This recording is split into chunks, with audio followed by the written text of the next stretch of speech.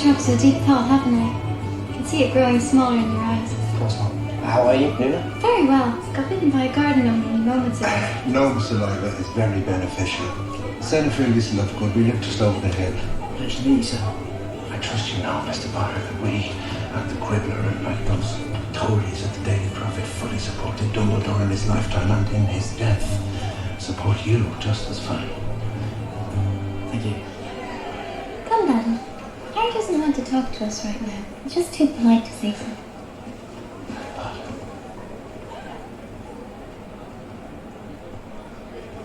Excuse me, sir. May I sit down? Mr. Potter, by all means. Here.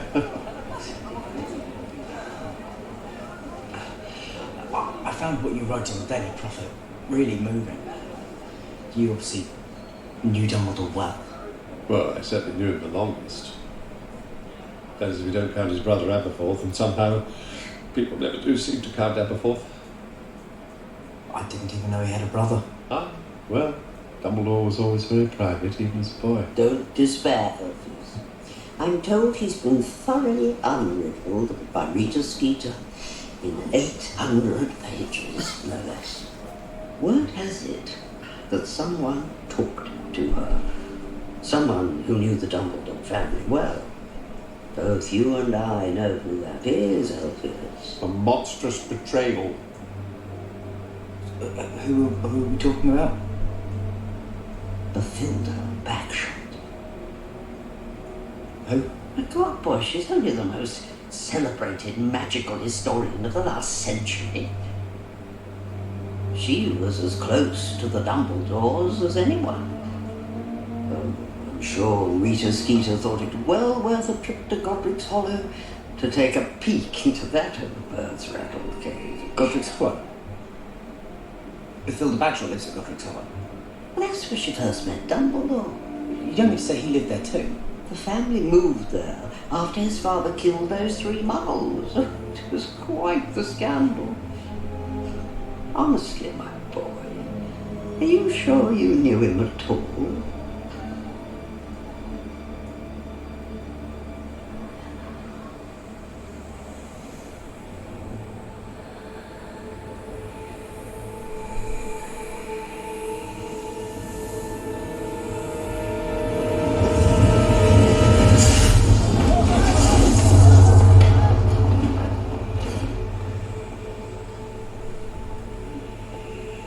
Ministry has fallen. Minister of Magic is dead. They are coming. They are coming.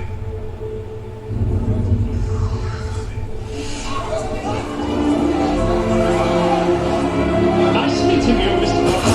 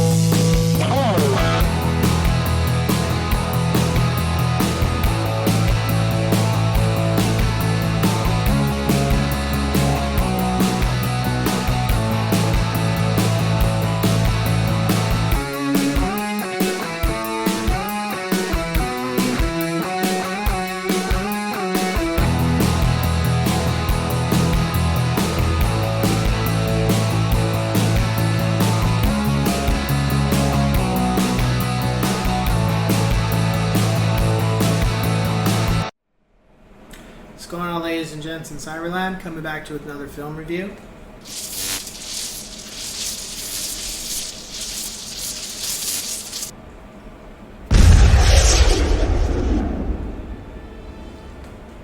Harry Potter and the Deathly Hallows Part 1.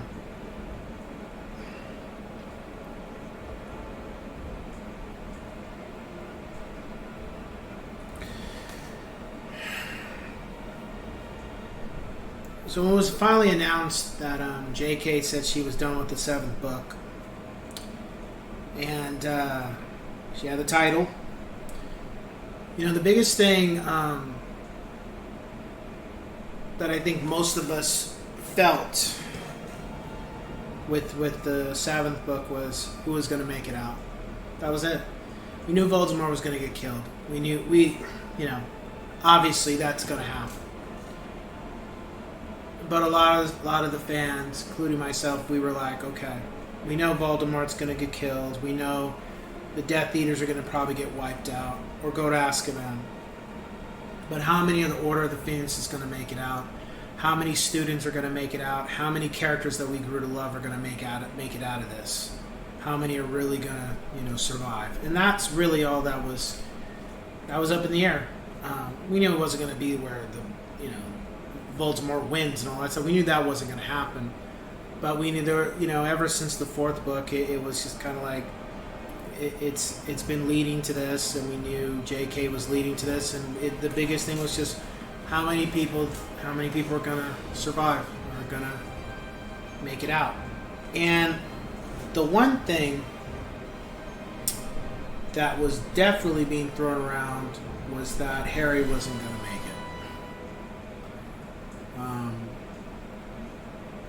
That was the biggest thing. So, when the movie finally started to, you know, get on its way to get worked on and get done, and the poster came, you know, and even the trailer, it was very somber. It was a lot more lighthearted than the 6th, but that's not saying much. The one thing I did get from the first part of the 2-part movie of the 7th film was definitely that Harry, Ron, and Hermione are not in school anymore. They can no longer be out in the open. They have to try to remain hidden. They have to find the Horcruxes. That's the only way they're going to take out Voldemort. Nothing else is going to work because he'll keep coming back. The other thing is, this film, to me, showed them being having to be a lot more mentally, I'd say more mental than anything, more mentally resilient to what was being thrown at them. There wasn't a lot of situations where they were fighting with Death Eaters or, you know, with Death Eaters, but the problem was, imagine you have to be away from everybody you care about because, you know, you made a pledge to help your friend do what needs to be done to take out Voldemort and to shut the Death Eaters thing down. And you can't go back home because if you do, you know, they're going to come looking for you, and they're going to try to make you talk because they want Harry. And that, you know, and then with Hermione doing what she had to do with her parents, that was really messed up. What she had to do to protect them, because she knew what was going to happen. They all knew as soon as Harry turned 17, the gloves were off. You know, there's no more protection. Now it's either kill or be killed. And that's definitely what the 7th book was, and that's what the 7th 2-part films became. I was a little surprised with what happened in the first movie. I was shocked at, you know, what happened to a couple characters in the book that ended up in the 7th movie. The 7th, the first part film, part 1, was more of it dealt more with the reality of Ron and Harry and Hermione being wizards, but living in a world where people couldn't use magic. They were pretty much separated from the wizarding world about halfway through this film, and it was very interesting to see that how they managed, how they carried themselves, and how they try to be that rock for each other. As far as my rating, I give it a 10 out of 10 yes sirs. It was a step up from the Half-Blood Prince. But the other thing was that the Deathly Hallows was really like a mission, Mission Impossible, a quest to take out Voldemort and to end the situation with him.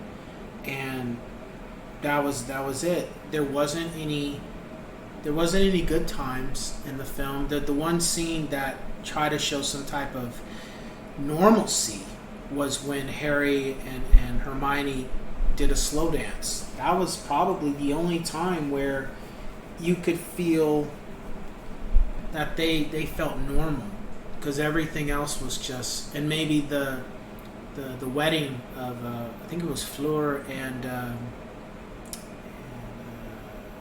Bill. I think he's the old. I think it was the wedding of him and her, the Bill Weasley. Maybe that wedding situation scene. Outside of that, everything else was just very twisted and evil, and kept you on your toes. There was no. There wasn't anything where things were like not on edge. It was probably those two scenes where everything was just. Can we just stop and just enjoy this situation? Just enjoy this just for a couple minutes before we gotta go right back into being on defense mode and getting ready to attack when we have to.